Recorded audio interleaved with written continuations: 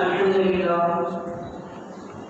रब्बिल आलमीन व सल्लल्लाहु व सल्लमु अला अशरफिल अंबिया वल मुरसलीन व अला आलिहि व अस्हाबिहि अजमाइन व अला मन अहब्बहु व तबिअहum bi ihsan ila yaumiddin amma ba'd फ़अऊज़ु बिल्लाहि मिनश शैतानिर रजीम बिस्मिल्लाहिर रहमानिर रहीम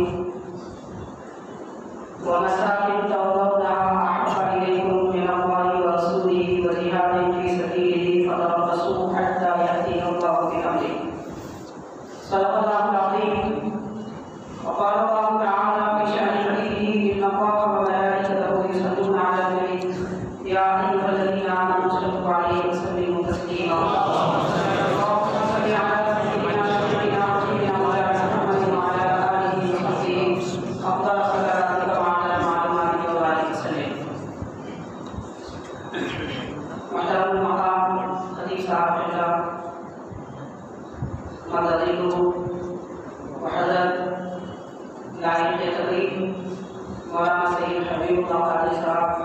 इमाम मस्जिद हादा व मुहतरम हाफिज मंसूर साहब व मुहतरम दीगर हुफ़ाज़ अज़ूरी उलमाए किराम मुअज़्ज़ज़ हाज़िरीन मुहतरम सामीन अस्सलामु अलैकुम व रहमतुल्लाहि व बरकातुहू। अल्लाह तबारक व तआला का बेहद बेपाया एहसान है। पाक परवरदिगार ने हुज़ूर नबी करीम रहमतुल लिल आलमीन सय्यदुल मुरसलीन अलैहिस्सलातु वस्सलाम का ज़िक्र मुबारक सुनने और सुनाने के लिए हमें जनाब से तौफीक अता फरमाई। अल्लाह तबारक व तआला के इस अजीम एहसान का जितना शुक्र किया जाए कम है, क्योंकि इस पुरफ़िक्र दौर में जहाँ लोग दुनिया परस्ती में और दुनियादारी की बातों में मुबतला हैं, रब का एहसान है कि परवरदिगार ने हमें नबी पाक रहमतुल लिल आलमीन सल्लल्लाहु अलैहि वसल्लम का ज़िक्र सुनने के लिए चुन लिया। ये अल्लाह ताला का बड़ा एहसान है और इस नेमत की हमें कद्र भी जाननी चाहिए। हाज़िरीन किराम, दुनिया के मुतालिकात में और मुसीबतों में लोग गिरफ्तार हैं और दुनिया के कामों में फंसे हैं। इतना एहसान है कि परवरदिगार का सुकून क़ल्ब के साथ उसके घर में उसके महबूब सल्लल्लाहु अलैहि वसल्लम का ज़िक्र सुनने के लिए हमें इत्मीनान बख्शा, सआदत बख्शी। जैसा कि आप ने औलाद से समाअत फरमाया, उन्वान मुंतखब किया गया है मोहब्बत मुस्तफ़ा अलैहिस्सलातु वस्सलाम।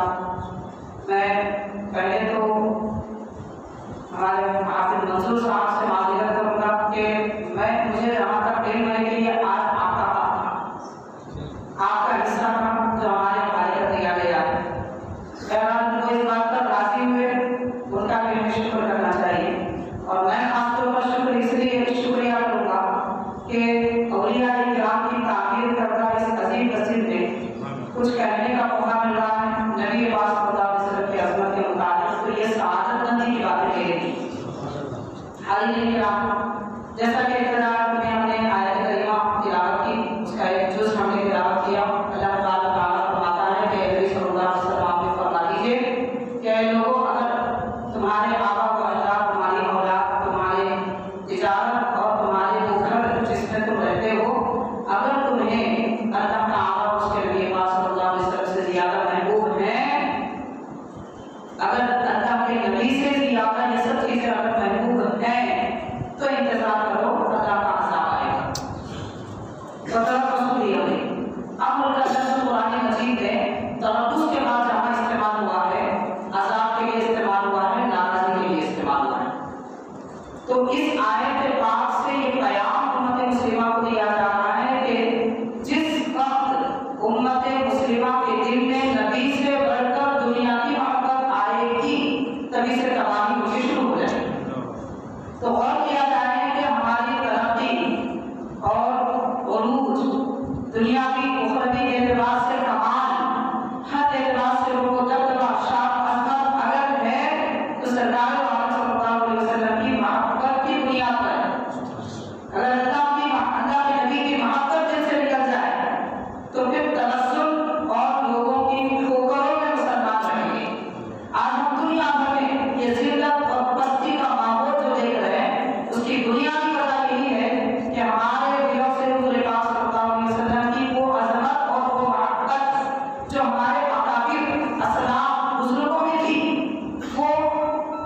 नहीं है। मोहब्बत मौजूद है, इसमें कोई शक नहीं है, तभी तो हम मोमिन। सरकार सल्लल्लाहु अलैहि वसल्लम की मोहब्बत अगर एक ज़र्रा बराबर भी दिल में मौजूद है तो मोमिन है। लेकिन ईमान का कमाल, ईमान का उरूज अगर पाना है, ईमान का ज़ाहिरा ज़बान पर कल्ब पर महसूस अगर करना है, तो फिर वो मोहब्बत चाहिए जो हमारे असलाफ पे थी, बुजुर्गों ने। तो हाज़रीन किराम, इस दौर में खास तौर पर हुब्बे नबवी अलैहिस्सलातु वस्सलाम के मुताबिक गुफ्तगू करना, बताना, देखना, उसको महसूस करना और उसका मुताला करना बेहद ज़रूरी है पहले से ज़्यादा। क्योंकि पिछले दौर में मोहब्बत नबवी हमारे दिलों में एक चिराग की तरह रोशन थी, और आज वो चिराग हमारे दिलों में डुब डुब डुब डगमगाता नजर आ रहा है, डुबडुबाता नजर आ रहा है। मैं अर्ज़ करूंगा हज़रत सैयद बंदा नवाज़ केसो दराज बनत परवाज़ रहमतुल्लाह अलैहि इरशाद फरमाते हैं अपने मजमूआत में, हज़रत अपने दौर में फरमा रहे हैं, अपने दौर में फरमाते हैं कि हमारे दौर में हम देख रहे हैं कि लोगों के दिल में ईमान की शम्आ एक चिंगारी की तरह टिमटिमा रही है। ईमान की रोशनी चिंगारी की तरह टिमटिमा रही है, नहीं मालूम कब तेज आंधी आए और उसे बुझा दे। और उसके बाद ये फरमाते हैं जबकि नबी पाक सल्लल्लाहु अलैहि वसल्लम के ज़माने में सहाबाए किराम के क़ल्ब में ईमान की रोशनी सूरज की तमादत से ज़्यादा मुनव्वर थी। सुभान अल्लाह। तो मतलब आप गौर कीजिए कि 700 साल के बाद हज़रत बंदा नवाज़ रहमतुल्लाह अलैह अपने अहले ज़माना के मुताबिक फरमाते हैं कि रोशनी ईमान की टिमटिमा रही है, तो फिर 650 साल बाद वाले ज़्यादा अरसा जो गुज़र चुका है, अब इस दौर में हमारे दिल में ईमान की कैफियत क्या होगी। लेकिन अल्लाह ने जो भी दिया उसका शुक्र है, उसमें इज़ाफ़ा करने की ज़रूरत है, उसको बढ़ाने की ज़रूरत है। हाज़रीन किराम, मोहब्बत क्या है पहले हम ये समझते हैं। अरबी ज़बान में उसके लुग़वी एतबार से, उसके लफ्ज़ के एतबार से अगर मोहब्बत के माना पर अगर हम गौर करें तो ये लफ्ज़ मोहब्बत भी इस्तेमाल हुआ है, हुब्ब के साथ भी इस्तेमाल हुआ है। और मोहब्बत के लिए कई अल्फाज़ और भी ज़बान अरबी में इस्तेमाल हुए हैं, जिसमें से इश्क़ है और हुब्ब है। हज़रत सैयदना बिलाल बिन मुअज़्ज़म सग़ीर रज़ियल्लाहु तआला अन्हु के मलफ़ूज़ात जो आपके सीरत की किताब फ़ज़ाइलुल जवाहिर में बयान किए गए हैं, उन मलफ़ूज़ात में हज़रत ये फरमाते हैं मोहब्बत के 10 दर्जात हैं। मोहब्बत के 10 हिस्से हैं, 10 दर्जात हैं। इब्तिदाई जो दर्जा है उसको मोहब्बत कहते हैं, आखिरी दर्जे को इश्क़ कहते हैं। आखिरी दर्जे को उसके इश्क़ कहते हैं, पहले दर्जे को मोहब्बत कहते हैं, बीच में 8 और दर्जात हैं। तो जब बंदा मोहब्बत के आखिरी दर्जे में पहुंचता है, यानी आशिक हो जाता है, तो वो खुद को फना कर देता है। नबी पाक सल्लल्लाहु अलैहि वसल्लम की मोहब्बत सहाबाए किराम के क़ुलूब में, अहले बैत पाक के क़ल्ब में ऐसी ही थी जैसे इश्क़ का दर्जा होता है। और हाज़रीन मोहब्बत ये इसके लुग़वी माना, अरबी ज़बान की एक खासियत है, वो भी मैं अर्ज़ करूँगा कि 3 हुरूफ जहाँ पर भी इस्तेमाल होते हैं, चाहे वो आगे पीछे बनकर इस्तेमाल करें, तरतीब से हो या उलट पलट, लेकिन उसमें जो बुनियादी माना है वो पाया जाता है। मिसाल के तौर पर हुब्ब, हा, बा, बा, 2 बा और 1 हा, ये 3 हुरूफ जहाँ जमा होते हैं, इसका असल माना है बीज। अरबी ज़बान में इसीलिए बीज जो हम बीज बोते हैं खेती के लिए, फसल के लिए, दरख्त के लिए, ये बीज को हब्बतुन कहते हैं। हा के सबब के साथ हब्बतुन कहते हैं। यानी क्या मालूम हुआ, खालिक़ कायनात ने फरमाया कि नबी की मोहब्बत तुम्हारे दिल में है तो तुम मोमिन है। यानी जिस तरह बगैर बीज के दरख्त नहीं उगता,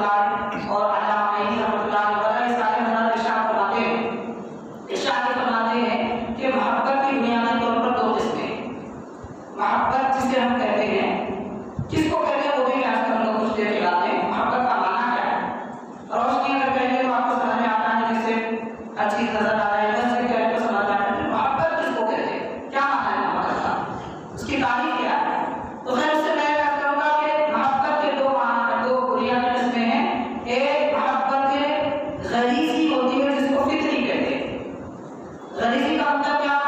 मतलब ये है कि दुनिया मोहब्बत एक ऐसी होती है जो इंसान की फितरत में होती है, और एक मोहब्बत होती है इख्तियारी, यानी वो मोहब्बत पैदा करना होता है, मोहब्बत पैदा करना होता है। तो जैसे मिसाल के तौर पर औलाद को माँ बाप से मोहब्बत फितरी, बच्चे को समझाने की जरूरत नहीं पड़ती, माँ बाप से मोहब्बत रखें, और माँ बाप को औलाद से मोहब्बत, ये भी फितरी है। माँ बाप को कोई सिखाता नहीं कि बच्चों से मोहब्बत रखो, हत्ता कि ये मोहब्बत हैवानात में भी पाई जाती है कि जब बच्चा पैदा होता है कोई जानवर बकरी गाय वाला अपने बच्चे से मोहब्बत करती है, तो ये फितरी मोहब्बत हैवानात में भी होती है, चली बली में भी होती है। तो हुजूर पाक सल्लल्लाहु अलैहि वसल्लम से जिस मोहब्बत का मुतालबा कुरान मजीद में हो रहा है, हदीस से बात में हो रहा है, वो कौन सी मोहब्बत है? फितरी मोहब्बत है या इख्तियारी मोहब्बत है? फितरी मोहब्बत सारी कायनात के दिल में, नबी की फितरी मोहब्बत, सरकार की फितरी मोहब्बत सारी कायनात के ज़र्रे ज़र्रे पत्ते पत्ते में, खां वो मुस्लिम हो गैर मुस्लिम हो, जिन हो शैतान भी क्यों ना हो, सरकार से मोहब्बत करता है, क्योंकि वो तो नफरत फैलाता है, दूरी इख्तियार करता है, अच्छों को बुरा बनाता है, मगर शैतान भी हुजूर से मोहब्बत करता है। लेकिन ये फितरी मोहब्बत है। फितरी मोहब्बत के असबाब क्या है? क्यों, किस वजह से मोहब्बत फितरी होती है?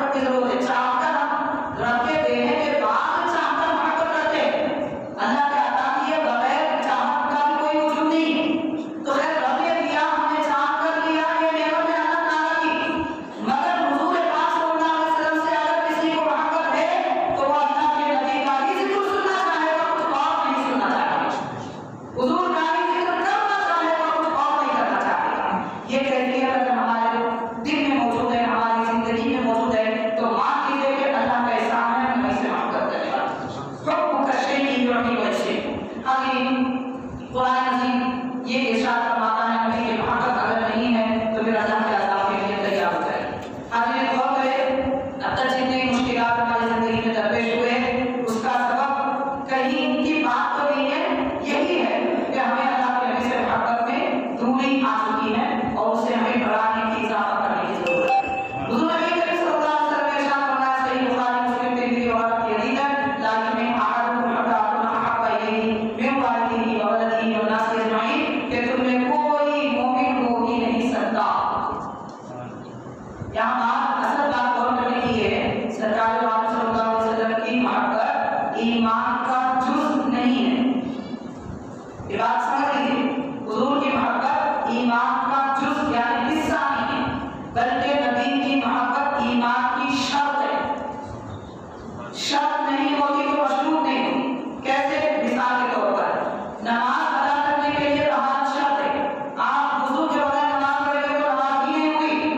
तो ईमान के लिए हुजूर की मोहब्बत शर्त है, मोहब्बत ही नहीं है तो ईमान ही नहीं, जुज़ नहीं है। जुज़ का मतलब ये होता है उसे हटा नहीं दिया जाए तो वो चीज रहती है। मिसाल के तौर पर आपकी मस्जिद का हौज, उसके अतराफ लगी हुई जाली, उसे सब हौज कहते हैं, मगर जाली हटा दी जाए तो हौज बहुत रहता है, और उसमें से एक ईंट भी हटा दी जाए तो हौज बहुत रहता है, क्योंकि वो ईंट और वो जाली उसका जुज़ है। सरकार की मोहब्बत ईमान का जुज़ नहीं है, ईमान की शर्त है। और हौज किसको कहते हैं? मिसाल से अगर जो गला है वो हौज है, वो गला ही नहीं है तो हौज का वजूद नहीं है। सरकार की मोहब्बत ही नहीं है तो ईमान का वजूद नहीं है। तो ईमान के लिए नबी की मोहब्बत शर्त है, जुज़ नहीं है। आमतौर पर लोग धोखे में रहते हैं, हुजूर की मोहब्बत जुज़ में ईमान है, गलत है, बल्कि शर्त ईमान है। इसीलिए अल्लाह ने कहा मोहम्मद की मोहब्बत ही है आपकी शर्त अव्वल है। इसीलिए वो अगर साबित तो सब कुछ नाम का है, सब कुछ नाम का है। अभी हुजूर ने करीम सल्लल्लाहु अलैहि वसल्लम इरशाद फरमाया, तुम में कोई मोमिन नहीं हो सकता जब तक कि वो अपने वालिद से, अपनी औलाद से, दुनिया के तमाम लोगों से बढ़कर मुझसे मोहब्बत ना करने लगे।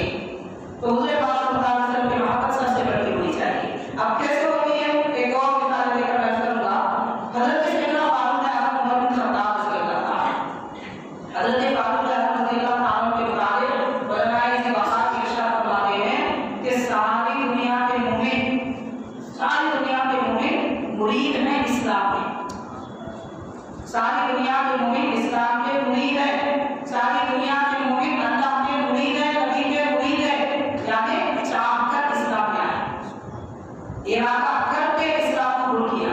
और हजरत फारूक आज़म अल्लाह उसके नबी के मुराद हैं, अल्लाह उसके नबी के इस्लाम के हजरत फारूक आज़म मुराद हैं, यानी नबी ने चाहा तो उमर ईमान लाए, सुभान अल्लाह, सबने चाहा कि मैं ईमान लाऊं, अल्लाह उसके नबी ने चाहा कि उमर ईमान लाए।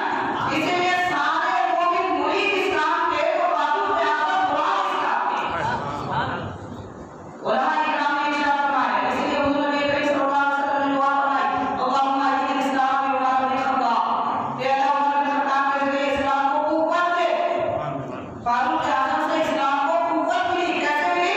जब आप ईमान लाए तो अबू जहल ने कहा कि शिर्क की आधी कुव्वत टूट गई। आप और कीजिए कि मक्का उसके अल्लाह को हटा के लाखों मुशरिक जो इस्लाम को मिटाने के लिए गए थे, उन सब की कुव्वत एक तरफ फारूक आज़म जब वहां गए तो उनकी आधी कुव्वत थी, ईमान रखिए तो आधी कुव्वत इस्लाम में आ गई। सुभान अल्लाह। इसीलिए अल्लाह ने दुआ फरमाई, अय्यद एला कुव्वत तारीफ अता फरमा, यानी हमारे अल्लाह सल्लल्लाहु अलैहि वसल्लम जानते हैं कि किसके ईमान लाने से इस्लाम को कुव्वत मिलती है और कौन कुव्वत वाला है, मतलब जानते हैं हुजूर नबी करीम सल्लल्लाहु अलैहि वसल्लम। तो सरकार ने दुआ फरमाई, हजरत उमर बिन खत्ताब ईमान लाए। ईमान को आप अपनी खुदी से नहीं लाए थे, हुजूर के चाहने से लाए थे, खुदा के चाहने से लाए थे। अब यहाँ गौर कीजिए, एक मरतबा के पास सल्लल्लाहु अलैहि वसल्लम ने हजरत फारूक आज़म से इरशाद फरमाया, ऐ उमर, आप हमसे कितनी मोहब्बत रखते हैं? आप गौर कीजिए, यानी हमारे आका सहाबा की मोहब्बत जानना चाहते हैं, लोगों को बताना चाहते हैं, देखो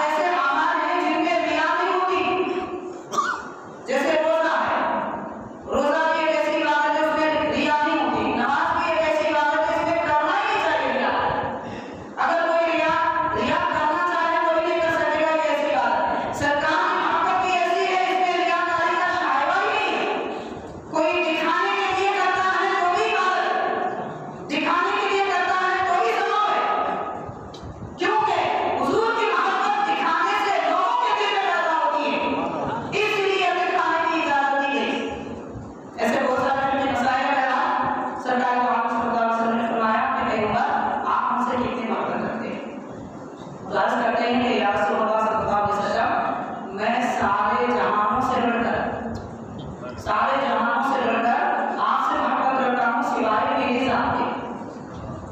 ये पहला जवाब था, सही बुखारी की हदीस है। सरकार ने पहले जब क्या फरमाया तो अर्ज करते हैं कि हुजूर सारे जहानों से बढ़कर मोहब्बत करता हूँ सिवाय मेरी जात के। तो नबी पाक सल्लल्लाहु अलैहि वसल्लम ने हजरत उमर रज़ियल्लाहु ताला अन्हु के सीने पर अपना दस्ते मुबारक रखा,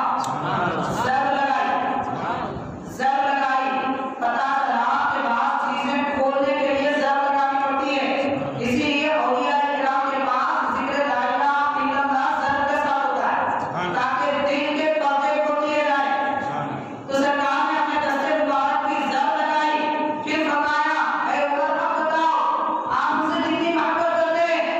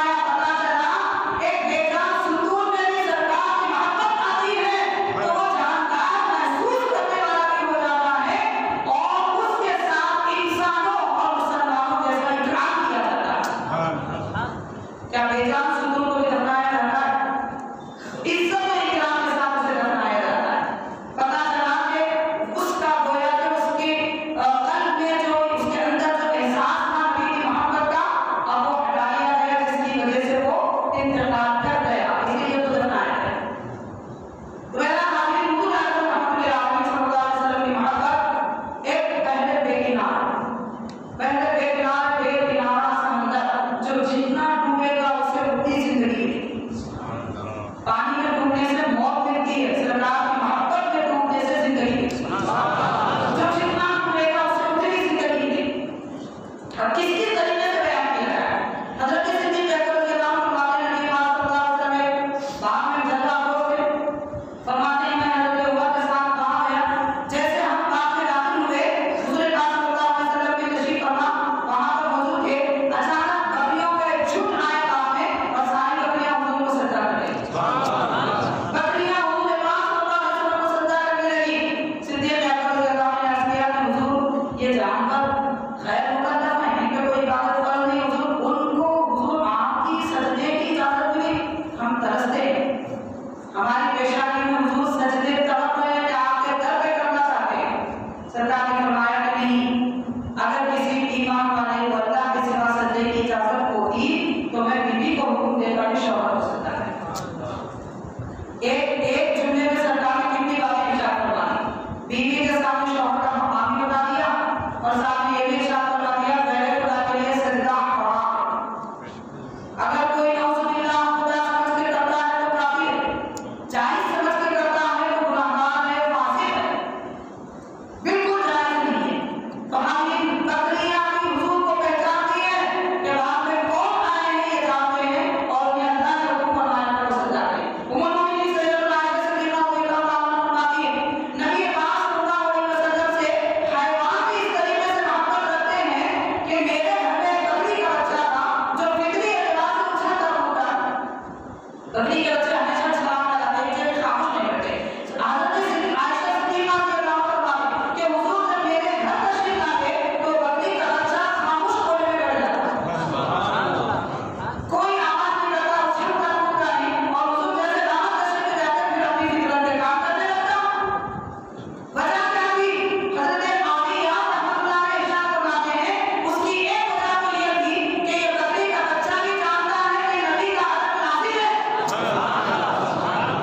इसीलिए वो खामोशी इख्तियार करता है, उछल कूद नहीं करता, क्योंकि रब ने बड़े बड़े ईमान वालों से फरमाया ला तफ़अलू सलातकुम फ़ौक़ सौति नबी, नबी पाक सल्लल्लाहु अलैहि वसल्लम के सामने तुम अपनी आवाज़ें बुलंद न करो।